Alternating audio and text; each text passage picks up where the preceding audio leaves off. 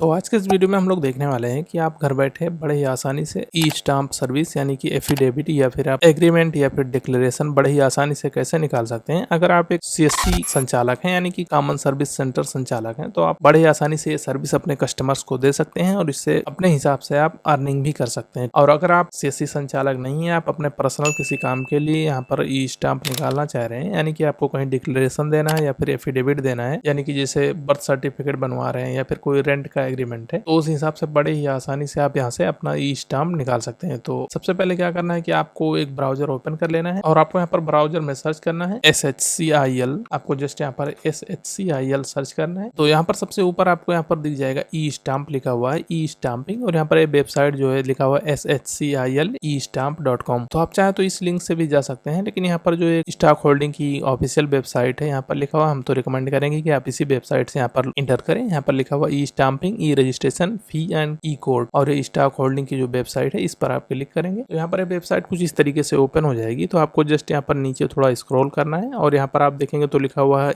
ई stamping, तो आपको just no मोर पर क्लिक करना है। तो अभी यहाँ पर जो है वही वेबसाइट ओपन हो गई है जो सबसे पहले हमें ऊपर दिखाई दे रही थी, लेकिन अभी क्या है कि हमें एक ट्रस्ट बना हुआ है कि हमारा जो ऑफिशियल वेबसाइट है हम उससे आएंगे तो अच्छा रहेगा। तो चलिए यहाँ पर ये वेबसाइट ओपन हो गई है। अब यहाँ पर आप देख सकते हैं कि फर्स्ट नंबर पे e stamping non judicial stamp duty यहाँ पर लिखा गया है। ये जो नीचे ऑप्शन दिया गया है stock holding ACC government login, यहाँ पे क्या है कि यहाँ पर जो है किसी गवर्नमेंट ऑफिशियल या फिर किसी वेंडर के लिए जो लाइसेंस दिया जाता है वो यहाँ से लॉगिन कर सकते हैं। तो अभी आप यहाँ पर जो है सिटीजन लॉगिन पर क्लिक करेंगे। चलिए हम यहाँ पर सिटीजन लॉगिन पर क्लिक कर दे रहे हैं। अभी आपके सामने कुछ इस तरीके से पेज ओपन होगा कि आप यहाँ से लॉगिन करिए, लेकिन अभी आपके पास लॉगिन आईडी है नहीं तो आप लॉगिन कैसे करेंगे। तो यहाँ पर ये ऑप्शन दिया गया है रजिस्टर नाउ का, तो जस्ट आपको यहाँ पर रजिस्टर नाउ पर क्लिक कर देना है। तो यहाँ पर आपसे यूजर रजिस्ट्रेशन के लिए बोला जा रहा है, तो यहाँ पर कुछ ऑप्शंस दिए गए हैं। इसमें एक ऑप्शन दिया गया है कॉर्पोरेट का और एक इंडिविजुअल का। तो आपको जस्ट यहाँ पर इंडिविजुअल पर सेलेक्ट करना है और आपको यहाँ पर कुछ डिटेल पूछे गए हैं। यहाँ पर आपकी ईमेल आईडी पूछी गई है और यहाँ पर एक यूजर आईडी बनाने के लिए बताया गया है, वो आपको यहाँ पर इंटर कर देना है अपने हिसाब से जो भी आप यूजर आईडी रखना चाह रहे हैं। और यहाँ पर आपका पासवर्ड और यहाँ पर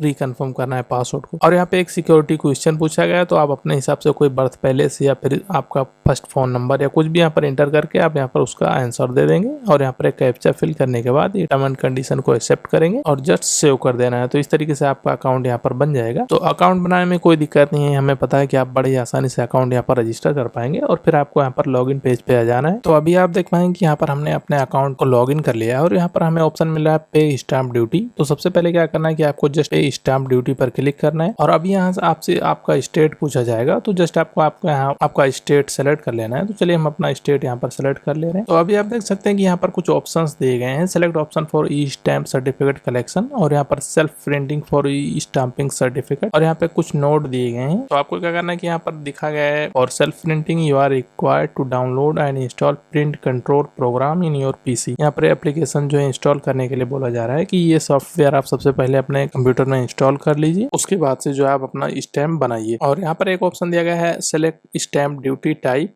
यहाँ पर आप क्लिक करना है और यहाँ पर सेलेक्ट करना है कि आप किस टाइप की स्टैम्प ड्यूटी यहाँ पर क्रिएट करने वाले हैं। तो यहाँ पर अभी आपको जो है आपका स्टैम्प ड्यूटी टाइप सेलेक्ट करना रहेगा। आप यहाँ पर देख सकते हैं यहाँ पर एफिडेविट और यहाँ पर प्रोटेस्ट के लिए नोटरियल, यहाँ पर बहुत सारे ऑप्शन दिए गए हैं। तो चलिए हम यहाँ पर जो है एफिडेविट बनाने वाले हैं अभी, तो हम जस्ट एफिडेविट पर क्लिक करेंगे और यहाँ प्रोसीड पर क्लिक करना है। तो अभी आप देख पाएंगे यहाँ पर ऊपर जो है अभी परचेज जिसके द्वारा किया जाएगा। तो परचेज सिंपल सी बात है, आपने अकाउंट बनाया है तो आपके ही अकाउंट से यहाँ पर परचेज होगा जो स्टैम्प होगा। और यहाँ पर जो है ऑप्शन सेलेक्ट करने के लिए जो बताया गया है वो पहले से सिलेक्टेड है, तो इसमें कोई भी चेंज नहीं करना है और जस्ट आपको यहाँ पर नीचे स्क्रॉल करना है थोड़ा। चलिए हम यहाँ पर पेज को स्क्रॉल कर ले रहे हैं। तो अभी आप यहाँ पर देख पाएंगे लिखा हुआ है डिस्क्रिप्शन ऑफ डॉक्यूमेंट। तो डिस्क्रिप्शन ऑफ डॉक्यूमेंट में आपको ये लिखना है कि आप स्टैम्प जो है किस लिए निकाल रहे हैं, किस लिए बना रहे हैं। तो आपको जस्ट यहाँ पर अपने हिसाब से डिस्क्रिप्शन लिख देना है और यहाँ पर अभी आपको टाइप करना है कि आप कितने रुपए का जो है स्टैम्प निकालना चाह रहे हैं। तो चलिए हम यहाँ पर जो है अभी 10 रुपीज का स्टैम्प निकालने वाले हैं, तो यहाँ पर 10 लिख देंगे और यहाँ पर एक बार आपको रिकन्फर्म कराया जाएगा यहाँ पर पॉपअप में कि 10 रुपीज का आप निकालने वाले हैं। तो आपको जस्ट ओके कर देना है। आप जितने भी रुपए का यहाँ पर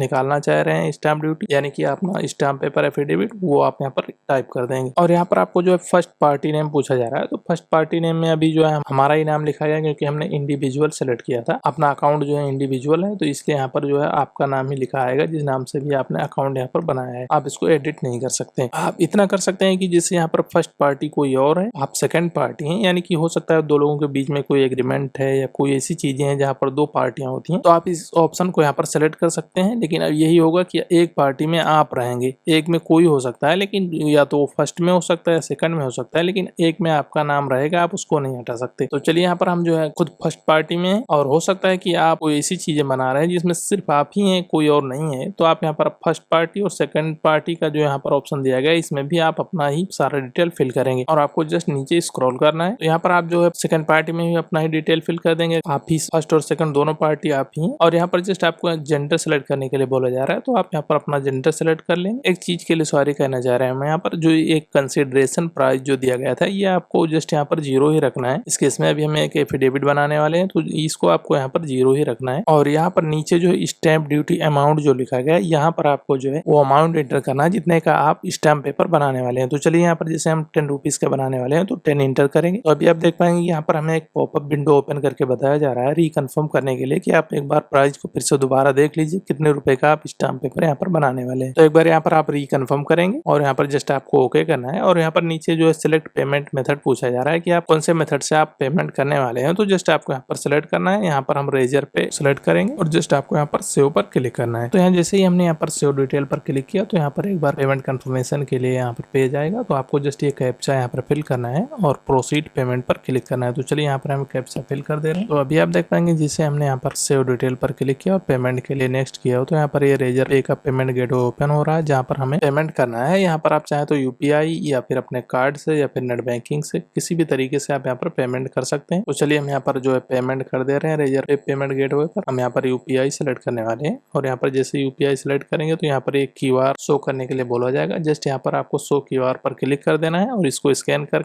आप पेमेंट कर सकते हैं। तो चलिए हम यहाँ पर जो है पेमेंट कर दे रहे हैं। तो कभी कभी क्या होता है कि आपको पेमेंट करने में कुछ दिक्कत आ सकती है, जिसे आप पेमेंट कर भी देंगे लेकिन वहाँ से पेज से आपको रिडायरेक्ट नहीं किया जा रहा होगा। हो सकता है नेटवर्क की कुछ इशू या सर्वर का कुछ इशू हो सकता है। नहीं तो जैसे आप पेमेंट यहाँ पर करेंगे तो आपको जिस रिटर्न यहाँ पर होम पेज पे भेज दिया जाएगा और आपका स्टैम्प पेपर जो है वो जनरेट हो जाएगा, आपको प्रिंट करने के लिए ऑप्शन दे दिया जाएगा। अगर ऐसा नहीं हो रहा है, कोई दिक्कत आ रही है, तो आपको क्या करना है कि पेमेंट हो जाने के बाद कुछ देर तक वेट करना है। अगर आपको रिडायरेक्ट नहीं किया जा रहा है तो आपको जस्ट कट कर देना है और यहाँ पर फिर से लॉग इन करना है अपने अकाउंट को और यहाँ पर व्यू ट्रांजेक्शन पर क्लिक करना है। तो अभी आप देख सकते हैं कि हमने यहाँ पर एक ट्रांजेक्शन किया था, एक एफिडेविट के लिए अप्लाई किया था, तो वहाँ पर जो है पेमेंट तो हो गया था, लेकिन हमें यहाँ पर रिडायरेक्ट नहीं किया जा रहा था। हमने कुछ देर तक यहाँ पर वेट किया, उसके बाद पेज को कट कर दिया। तो अभी यहाँ पर हमने जब व्यू ट्रांजेक्शन पर क्लिक किया तो अभी आप देख सकते हैं कि यहाँ पर दिखाया जा रहा है और यहाँ पर स्टेटस में दिखाया जा रहा है सर्टिफिकेट जनरेटेड। और यहाँ पर ये जो ट्रांजेक्शन एंड रेफरेंस नंबर दिया गया है, जस्ट आपको इस पर क्लिक कर देना है। तो अभी आप देख पाएंगे यहाँ पर सारा डिटेल यहाँ पर ओपन होकर आ गया है कि किस नाम से आपने यहाँ पर एफिडेविट बनाया हुआ था और किसके पक्ष में बनाया हुआ था। तो यहाँ पर जो है ऑप्शन दिया गया है प्रिंट ई स्टाम्प सर्टिफिकेट का एक बटन दिया गया है, जस्ट आपको इस पर क्लिक करना है। तो यहाँ पर एक बार रिकन्फर्म करने के लिए बोला जाएगा, तो आपको जस्ट ओके पर क्लिक कर देना है। तो अभी आप देख पाएंगे यहाँ पर स्टाम्प को प्रिंट करने के लिए यहाँ पर बताया जा रहा है कि आप अपना जो है प्रिंट कंट्रोल का जो प्रोग्राम है वो इंस्टॉल कर लीजिए। तो हमने यहाँ पर जो है इंस्टॉल नहीं किया, इसलिए यहाँ पर ये एरर आ रहा है। नहीं तो आप जैसे ही यहाँ पर प्रिंट ई स्टाम्प सर्टिफिकेट पर क्लिक करेंगे तो आपका जो है आपके प्रिंटर से यहाँ पर ये प्रिंट होने लगेगा, तो आप बड़े ही आसानी से इसको प्रिंट कर पाएंगे। यहाँ पर हमारा मैक ओएस है, तो ये जो एप्लीकेशन है ये विंडोज के लिए है, तो यहाँ पर जो है हम इस एप्लीकेशन को इंस्टॉल नहीं कर पा रहे हैं अपने पीसी में। हम अपने विंडोज वाले